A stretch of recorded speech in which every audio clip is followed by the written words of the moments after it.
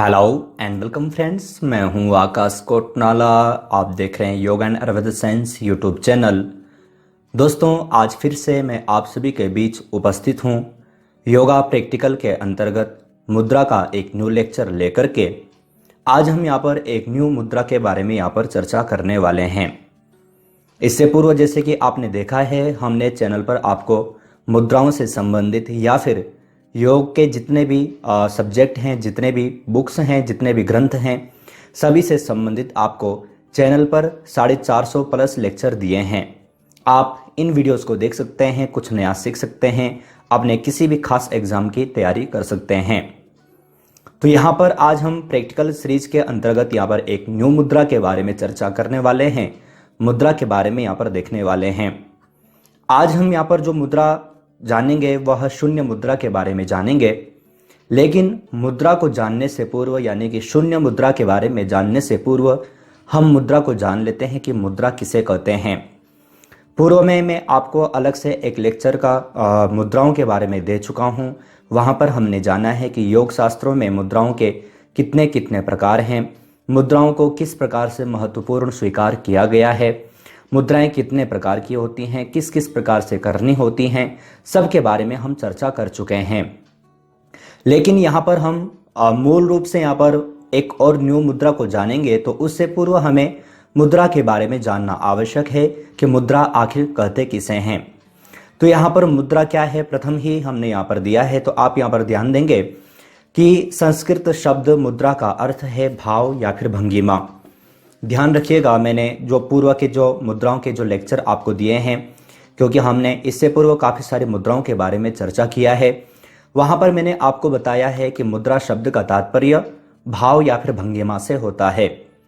कहने का तात्पर्य है कि हमारे चेहरे की जो भी भाव भंगिमाएं होती हैं वह मुद्रा कहलाती है। अब ये मुद्राएं किस प्रकार से भाव भंगिमा का तात्पर्य है, तो वो हम अलग से लेक्चर में चर्चा कर चुके हैं। आप वीडियो के ऊपर आई के बटन पर क्लिक करके उस वीडियो को देख सकते हैं। हम इस टॉपिक को ज़्यादा डीप यहाँ पर नहीं ले जा सकते।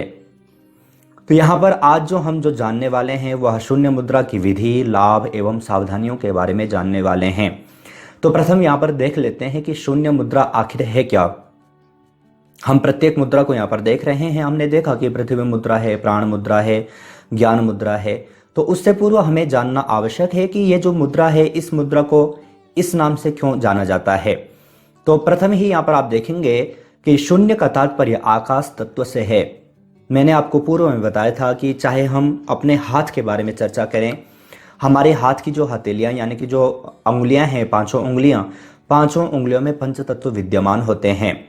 उसी प्रकार से पंच तत्वों से हमारा शरीर बना है, जो कि पृथ्वी, जल, तेज, वायु और आकाश हैं, जिनके बारे में हम पहले भी चर्चा कर चुके हैं। तो यहाँ पर जो आकाश तत्व है, जो हम शून्य मुद्रा का जो अभ्यास करते हैं, जो शून्य का तात्पर्य क्या होता है, आकाश हम कहते भी हैं। आकाश का एक नाम अन्य शून्य भी है, अर्थात खालीपन।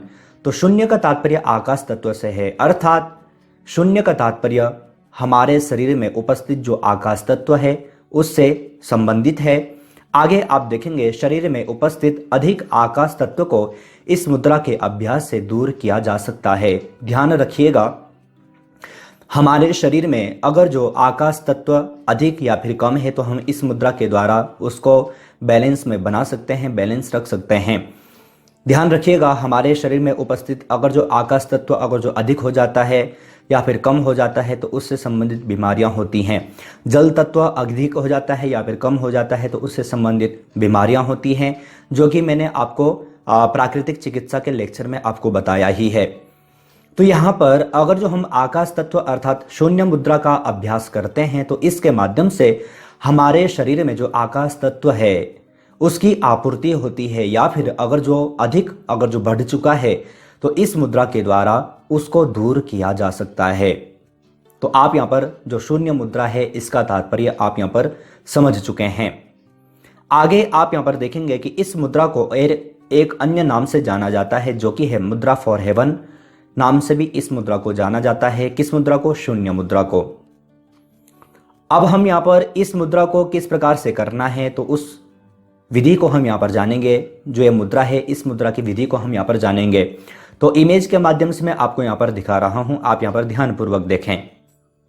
आप यहाँ पर इमेज के माध्यम से यहाँ पर देख रहे हैं, हमने पूर्व में कहा है कि हमारी जो पांचों उंगलियां हैं, पांचों उंगलियों में पंच तत्व विद्यमान होते हैं। तो हमारा जो अंगुष्ठ है, अंगुष्ठ में हमारा तेज अर्थात सूर्य तत्व होता है। और यहाँ पर मैंने आपको बताया था जो हमारी जो रिंग फिंगर है, यहाँ से हमें प्रारंभ करना होता है पृथ्वी, जल, तेज, वायु और आकाश। यानी कि जो हमारी जो मिडिल फिंगर है, इसमें आकाश तत्व विद्यमान होता है। तो अगर जो हमें शून्य मुद्रा का अभ्यास करना है तो हमारी जो मिडिल फिंगर है अर्थात जो आकाश तत्व है, इसको अंगुष्ठ अर्थात जो सूर्य यानी कि जो अग्नि तत्व है उसके मूल में टच करना होता है। आप यहाँ पर इस प्रकार से इमेज के माध्यम से यहाँ पर देख सकते हैं।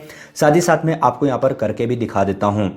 आप जैसे कि हमारा जो ये हाथ है, अगर जो हमारा जो मिडिल फिंगर यानी कि जो आकाश तत्व है, इसको हमारा जो थंब है, थंब के मूल में हमें टच करना है और इस प्रकार से इसको प्रेस कर लेना है।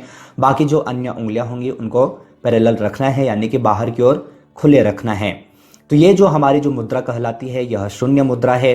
ध्यान रखिएगा कि यहाँ पर ये सारी चीज़ें हमारे मुद्रा से संबंधित तो हैं ही, लेकिन साथ ही साथ ये एक्यूप्रेशर का काम भी ये जो मुद्राएं हैं ये करती हैं। इसलिए हमने पूर्व के लेक्चर में देखा था कि जो मुद्राएं हैं, योग शास्त्रों में मुद्राओं को आसन, प्राणायाम या फिर अन्य क्रियाओं से सर्वश्रेष्ठ स्वीकार किया है। तो ये जो मुद्रा है, मुद्रा शून्य मुद्रा का अभ्यास किस प्रकार से करना है आपको मैंने यहाँ पर करके दिखा दिया है, इमेज के माध्यम से आपको यहाँ पर बता दिया है। अगर जो हम समय की बात करें तो सायंकाल या फिर प्रातः काल हम इस मुद्रा का अभ्यास कर सकते हैं, इस मुद्रा का अभ्यास करना चाहिए। अगर जो हम अवधि की बात करें कि कितनी देर हमें इस मुद्रा का अभ्यास करना है, तो मैंने पूर्व में बताया था कि कोई भी मुद्रा हम 40 से 45 मिनट तक कर सकते हैं, लेकिन हमारे पास समय कितना है, हमें उसके अनुसार इन मुद्राओं का अभ्यास करना चाहिए। और बैठने की अगर जो प्रक्रिया बताएं किस प्रकार से हमारा आसन होना चाहिए, तो कोई भी मुद्रा अगर जो हम कर रहे हैं तो हमें कोशिश करना है कि हम ध्यानात्मक आसन में करें। ध्यानात्मक अर्थात जैसे कि सिद्धासन है, पद्मासन है, इत्यादि जितने भी आसन हैं, जो सिद्धासन इत्यादि जो हमारे जो ध्यानात्मक आसन हैं, इन आसनों में हम इन मुद्राओं का अभ्यास कर सकते हैं। तो सब कुछ मैंने आपको यहाँ पर बता दिया है। विधि क्या है शून्य मुद्रा की, सब कुछ सारी विधि मैंने आपको यहाँ पर बता दी है, जो कि आपको यहाँ पर ध्यान में रखना है। आगे यहाँ पर हम देख लेते हैं कि इस मुद्रा का अगर जो हम अभ्यास करता है, कोई व्यक्ति अगर जो शून्य मुद्रा का अभ्यास करता है तो क्या क्या लाभ देखने को मिलते हैं। तो आप ध्यान देंगे कि इस मुद्रा के अभ्यास से कान से संबंधित बीमारियां ठीक होती हैं। ध्यान रखिएगा, हमने पूर्व में कहा था कि शून्य का तात्पर्य है आकाश तत्व।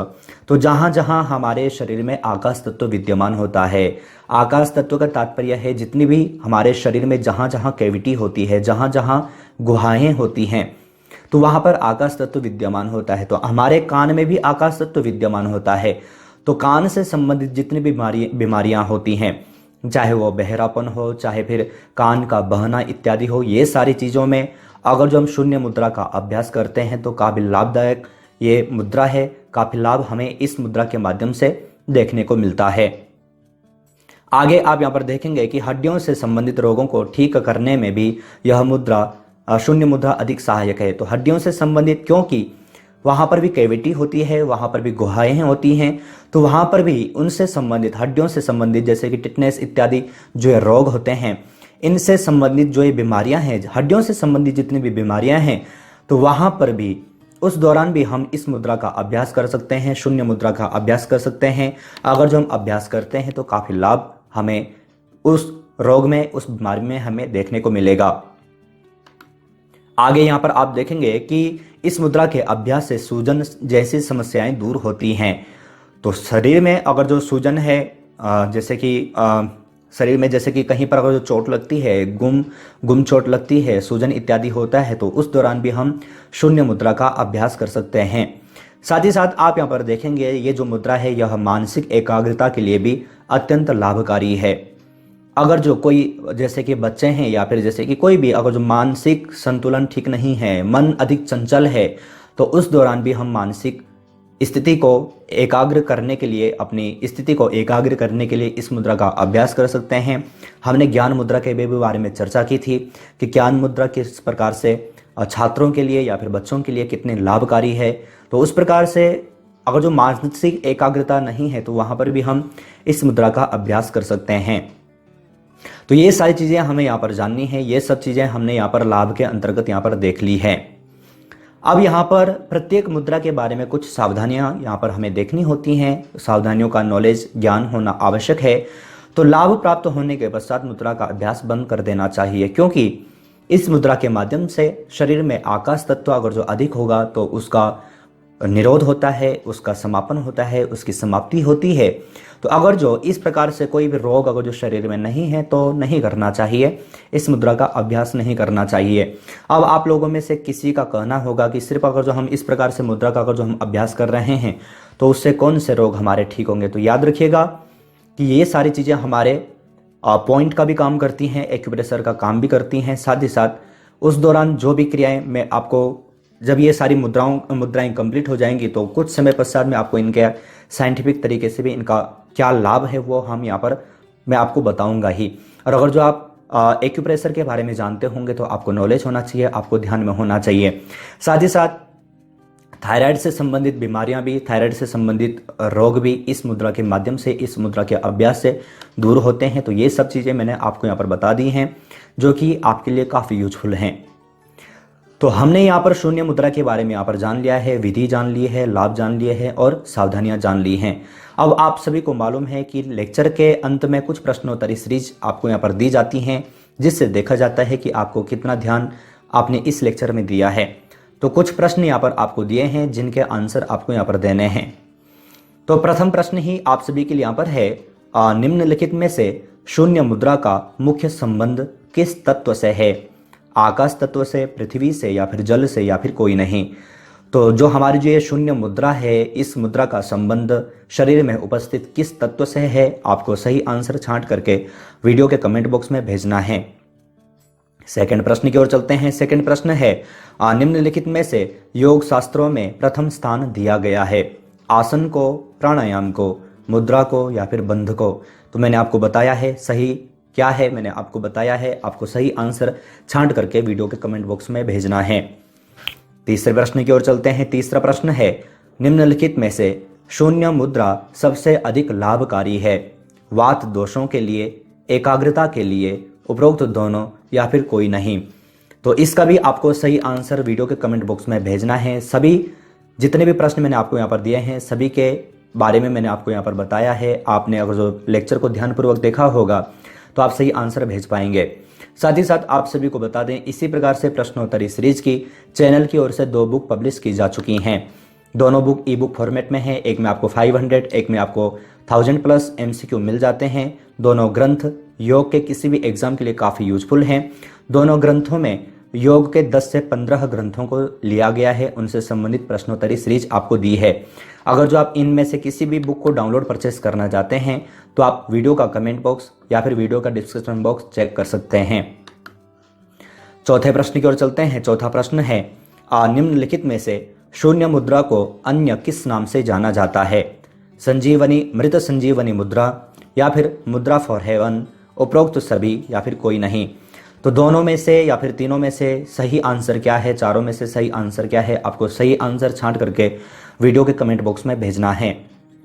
तो आज हमने यहाँ पर मुद्रा सीरीज के अंतर्गत एक और मुद्रा के बारे में जाना है। आशा है अगर जो आपने लेक्चर को ध्यानपूर्वक देखा होगा तो आप समझ चुके होंगे। ये वीडियो आपके लिए काफ़ी यूजफुल रहा होगा। इसी प्रकार से अगर जो आप चैनल से और अधिक जुड़ना चाहते हैं तो आप जैसे ही चैनल पर ज्वाइन बटन पर क्लिक करेंगे तो आपके सामने चैनल की ओर से 3 प्लान यहाँ पर नजर आ जाएंगे। आप अपनी इच्छानुसार कोई भी प्लान चूज कर सकते हैं। साथ ही साथ कोई भी लेक्चर आप हफ्ते भर पहले चैनल पर देख सकते हैं। तो अधिक जानकारी के लिए आप चैनल पर आ सकते हैं, इनको देख सकते हैं, ध्यान में रख सकते हैं। तो आज हमने यहाँ पर मुद्रा सीरीज के अंतर्गत शून्य मुद्रा की लाभ, विधि, सावधानियों के बारे में जाना है। अगर जो आपने लेक्चर को ध्यानपूर्वक देखा होगा तो आप अच्छे ढंग से समझ चुके होंगे। अगर ये लेक्चर आपके लिए यूजफुल था तो आप लाइक ज़रूर कीजिएगा। साथ ही साथ अपने व्हाट्सएप, फेसबुक के द्वारा अपने फैमिली फ्रेंड्स लोगों तक जरूर शेयर कीजिएगा। इसी प्रकार से न्यू टॉपिक, न्यू लेक्चर के साथ में आप सभी से फिर से मुलाकात होगी। लेकिन तब तक आप अपना और अपनी फैमिली का बहुत ख्याल रखिएगा। बाय।